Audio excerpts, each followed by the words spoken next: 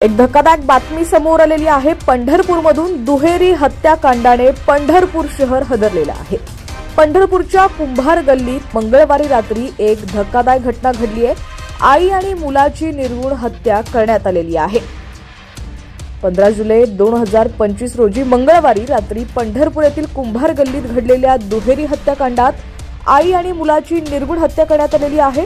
25 वर्षीय लखन जगताप आणि त्याची 55 वर्षीय आई सुरेखा जगताप यांना त्यांच्या राहत्या घरी धारदार शस्त्राने संपवण्यात आलेला आहे।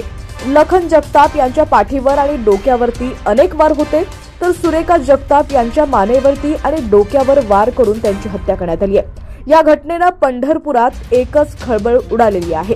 सध्या या हत्याकांडामागील कारण किंवा मारेकरी कोण आहेत याबाबत कोणतीही ठोस माहिती उपलब्ध झालेली नाहीये। पोलीस घटनास्थळी दाखल झालेले असून पुढील तपास सुरू आहे। या दुहेरी हत्याकांडामुळे पंढरपुरातील नागरिक भयभीत झालेले असून पोलिसांकडून या गुन्ह्याचा लवकरच उलगडा होण्याची अपेक्षा आहे।